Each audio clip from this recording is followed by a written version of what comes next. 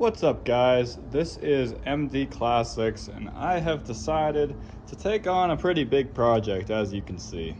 If you guys don't know, this is a 71 Mercury Marquee with a 429 with a 4-barrel, pre-emissions. And unfortunately, I ended up flattening the camshaft, and I will explain why. So when I got this car, it burned a ton of oil. And it actually turned out that a push rod had failed, and one of the lifters was somewhere under this intake. I forget exactly where it was, but it had flew out of its bore. And yeah, so I put a new lifter in it with a bunch of assembly lube, and that fixed most of the oil burning, but it still burned a good amount of oil. And I found that I was topping off oil. If I were to daily drive this, I was topping off oil every 2 weeks. After compression testing the engine, it turned out that the numbers were around 135 psi, consistent through all the cylinders. So I knew that it was not a piston ring issue, and it was actually a valve seal issue. So I contacted the machine shop, and they agreed to let me use their valve spring compressor. Now, here's what the valve seals looked like when I pulled them off, and here's the heads being disassembled on the table. And then I painted them in that nice Ford blue color. So I went ahead and I pulled off both these cylinder heads, and I replaced the valve seals. Now, it wasn't too hard of a job, but when I put all this back together, the machine shop had told me that these valves were actually indeed adjustable when they are in reality non-adjustable, and they are torqued to 20 foot-pounds. Because of that, my camshaft flattened itself. So that leads me to tell you what we've done here. So this has a new timing chain, brand new, and none of those nylon gear crap that they were doing back in the 70s. This is all metal sets, this is all good. But basically I threw a new camshaft in it, and what I'm doing right now is basically waiting for a new timing cover to come in. I have my old one here somewhere. It's completely destroyed. It's even cracked in one section, and I'll show you that here in just a second.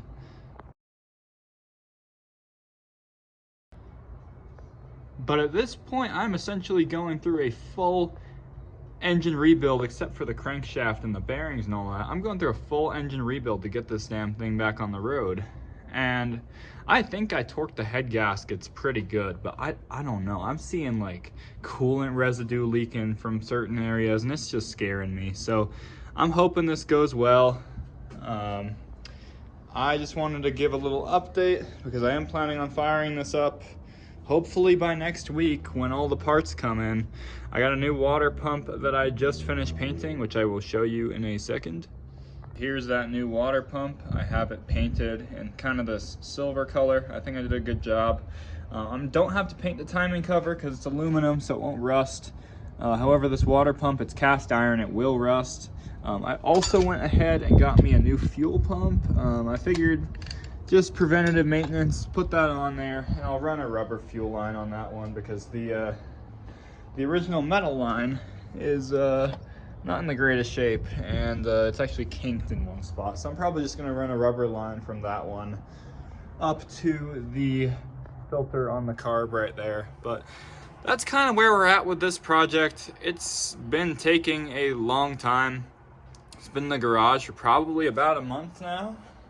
And yeah, hopefully this works out for me, because if not, this thing's getting freaking 500 horsepower, and I'm just gonna build it to be something crazy. I want to keep it original, but I'm not gonna do that if this doesn't work out. This is getting a full roller cam and everything. It's gonna be ridiculous when it's done.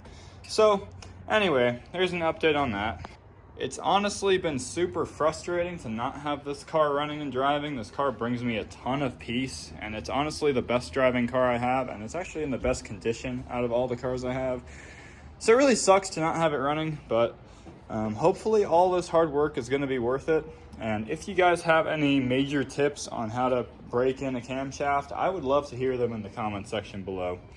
Anyway, thank you for watching, and I hope you guys have a great rest of your day, and I will continue to give you updates. I know I haven't updated you guys on the Buick in a while, so I will get some videos cranked out on that one. I just haven't posted in a while. In general, I've had a lot of crap going on in my life, so Things have not been fun, but hopefully I can get some Buick content posted for you guys pretty soon, because that car is going well. It overheats, it needs a radiator, but it's going well. So anyway, thank you for watching, and I'll catch you guys in the next one.